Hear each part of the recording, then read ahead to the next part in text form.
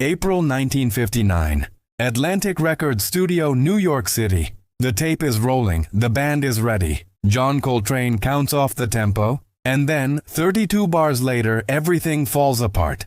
The piano player, Tommy Flanagan, one of the finest accompanists in jazz, stumbles through his solo like a student at his first recital. His fingers search for notes that make sense.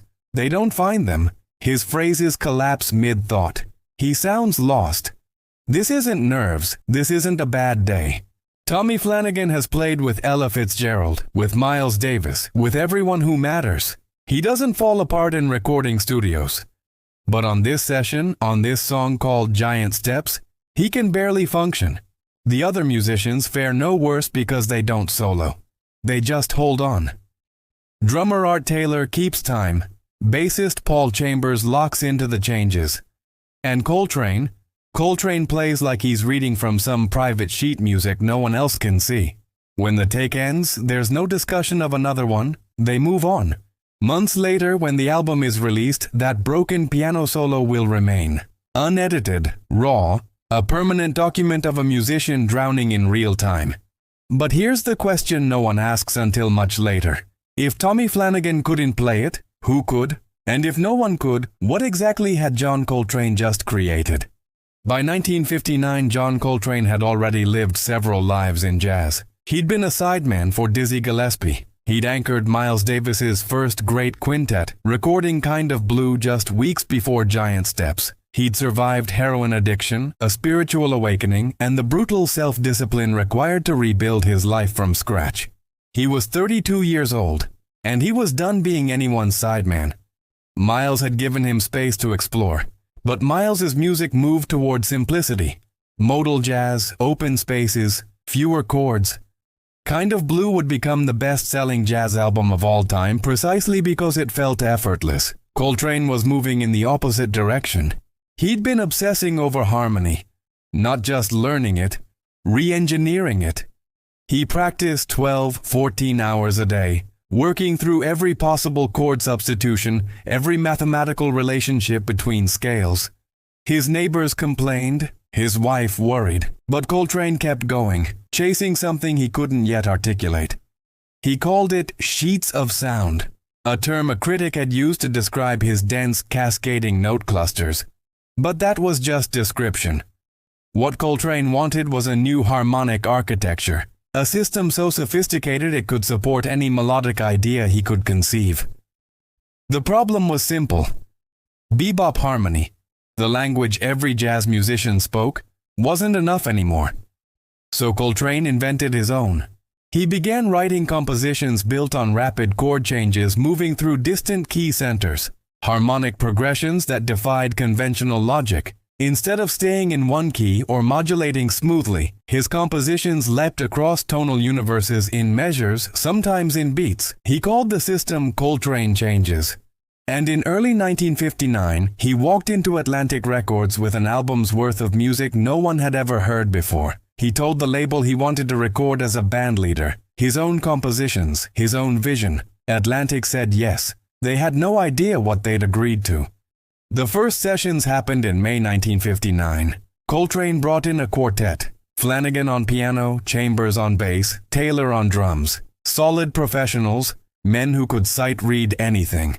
The first tune was Giant Steps. The chord progression moved like this: B-flat major to D major to G major to B-flat major to E-flat major, all in the space of 4 bars. Then it repeated relentlessly for the entire song. 16 bars per chorus, no break, no simplification. For a soloist, it meant navigating 3 key centers simultaneously, making split-second decisions about scales and arpeggios while maintaining melodic coherence at a breakneck tempo. Coltrane had practiced this for months. He could do it. His fingers knew the geography. But for Flanagan, hearing it for the first time, it was like being handed a map of a city that didn't exist yet. The first take broke down. They tried again and again. Flanagan did his best. But his solo on the final take, the one they kept, sounds like a man grasping at straws. He lands a few phrases. Then the harmony shifts and he's lost again. He resorts to rhythmic figures, stalling for time, hoping to find his way back. He doesn't. Years later, Flanagan would speak about that session with something close to trauma. "I wasn't ready for it," he said. Nobody was. But there was no time to dwell. They had other songs to record. Countdown. Spiral. Sieda's Song Flute. Each one built on Coltrane's new harmonic language, each one equally unforgiving. The session ended. The tapes went to the label. And then Coltrane waited. Atlantic Records didn't know what to do with the tapes. Nesuhi Ertegun, the producer, respected Coltrane. But he also recognized a commercial problem. This music was difficult. Not difficult in the cool, intellectual way kind of blue was sophisticated. Difficult in the sense that it demanded things from listeners they might not want to give. There was no melody you could hum. No groove you could relax into. Just constant motion, constant tension, constant harmonic reinvention. Ertegun suggested another session, maybe add some standards. Something accessible to balance the originals. Coltrane agreed. In December 1959, he returned to the studio with a different pianist, Wynton Kelly, who played on Kind of Blue. Kelly was smoother, more lyrical. They recorded 5 standards. Naima, a ballad Coltrane had written for his wife. Mr. PC, a blues. Like Sonny, a tribute to Sonny Rollins. Cousin Mary. Some other blues. These were beautiful, warm, human. Kelly's solos were fluid, coherent, grounded. He knew how to voice a chord, how to respond to a melody. The rhythm section relaxed. The music breathed. It felt like a different album. And in a way, it was. When Atlantic assembled the final track list for Giant Steps, they mixed the 2 sessions together. The originals, Giant Steps, Countdown, Spiral, sat alongside the standards. Side A opened with the title track. Side B ended with Naima. On paper, it made sense. Showcase Coltrane's range. Give listeners an entry point. But it also obscured what Coltrane had actually done. Because the originals weren't just hard songs. They were a manifesto. A complete break with the past. A new harmonic language that required new techniques, new thinking, new ears. And by diluting that vision with standards, the album became something safer. Something easier to ignore. Coltrane knew what he'd created. He also knew what it meant. In the months after the sessions, he continued working with Miles Davis. Kind of Blue was released in August 1959 to immediate acclaim. Critics called it a masterpiece. It sold. It mattered. And Coltrane was barely mentioned. He was the saxophonist. A brilliant one. But Miles was the visionary. Miles was the story. Coltrane didn't resent this. But he understood the limits. If he wanted to pursue his harmonic ideas, if he wanted to keep pushing into more complex, more demanding territory, he couldn't do it in someone else's band. He had to leave Miles. In early 1960, he did.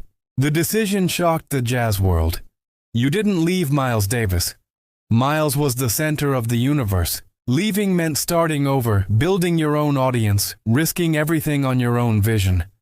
But Coltrane had already made the choice when he recorded Giant Steps. That album was his declaration of independence. And once it was finished, there was no going back. Giant Steps was released in February 1960. The reviews were confused. Critics didn't know what to make of it. The title track was praised, cautiously. Giant Steps was undeniably virtuosic. Coltrane's solo was a technical marvel, but it was also exhausting. One reviewer called it relentless. Another described it as mathematical. These weren't compliments. The ballads fared better. Naima was gorgeous, everyone agreed. It had space, emotion. You could feel something in it. But the originals, Countdown, Spiral, Sieda's Song Flute, left critics cold. Too busy, too cerebral, too much. Downbeat, the most influential jazz magazine, gave it 3 stars out of 5. The review praised Coltrane's technique but questioned his artistic judgment. One wonders if all this complexity is necessary, the critic wrote. Music should communicate, not confound. Radio didn't play it. DJs didn't know how to introduce it. Here's a song that will make you feel inadequate. Wasn't a pitch. Sales were modest. Not a disaster, but not a success. And among musicians, the people who were supposed to understand, the reaction was even stranger. Some were awed. Younger players, hungry for innovation, heard Giant Steps and recognized the future. They started transcribing Coltrane's solos, trying to crack the code.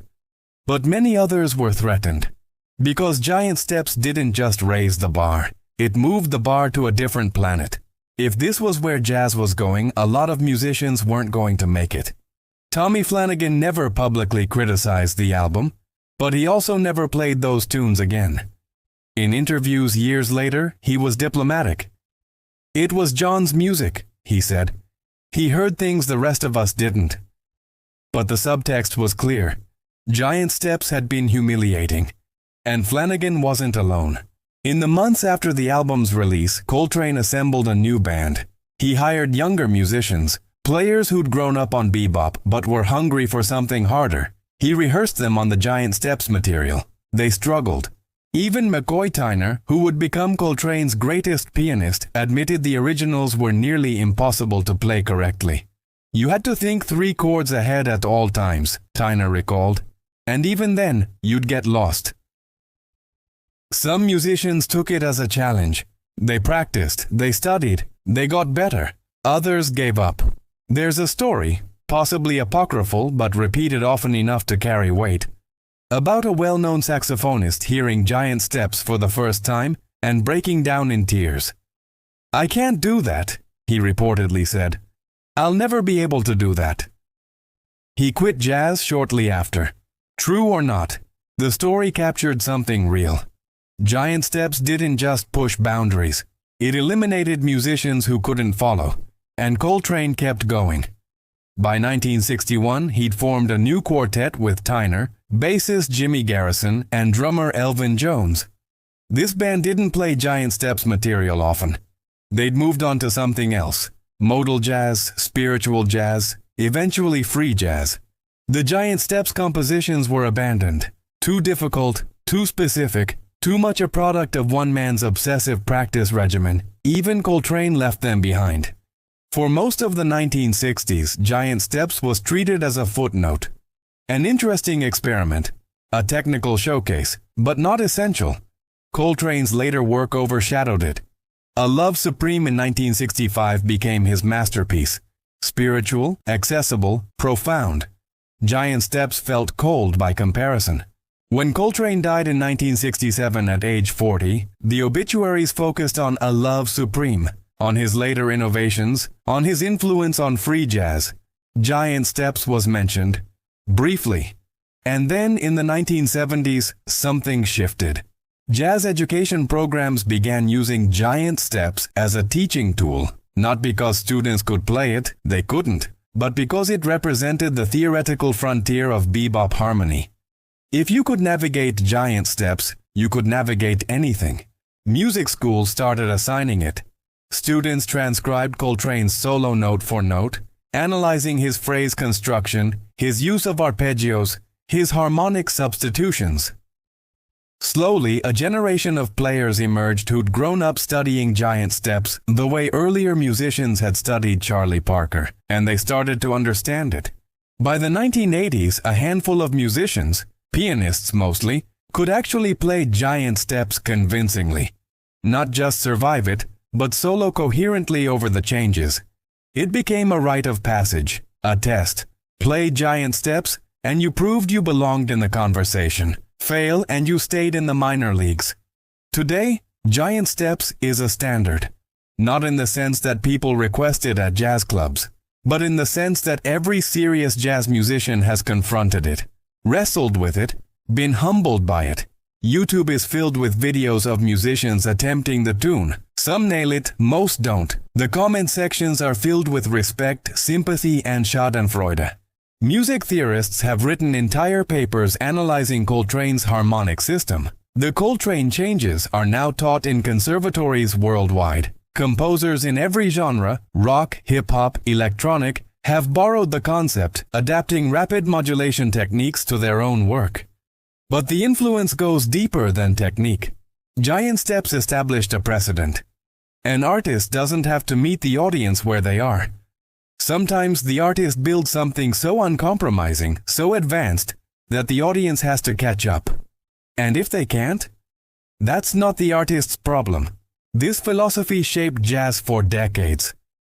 It gave permission to musicians like Ornette Coleman, Cecil Taylor, and Sun Ra to pursue visions that alienated listeners, critics, and even fellow musicians.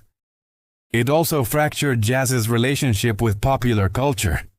After Giant Steps, jazz stopped trying to be popular. It became art music, music for musicians. Whether that's a triumph or a tragedy depends on who you ask. But the split started here, with an album so technically demanding it ended careers.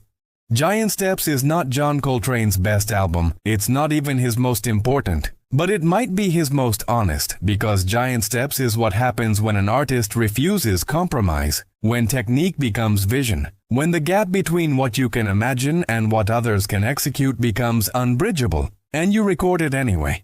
Coltrane didn't make this album to be liked. He made it because it was the next logical step in his artistic evolution. And if that meant leaving his bandmates behind, leaving his audience behind, leaving even himself behind, so be it. The lesson isn't that artists should be difficult for the sake of difficulty. It's that sometimes the frontier is lonely. Sometimes genius means building something no one else can reach. And sometimes the only way forward is to leave everyone, including yourself, struggling to keep up. 40 years after Coltrane's death, jazz students still sit down with Giant Steps. They still stumble, they still fail. And then, after months or years of practice, a few of them finally get it. Not because the tune got easier, but because they finally became good enough.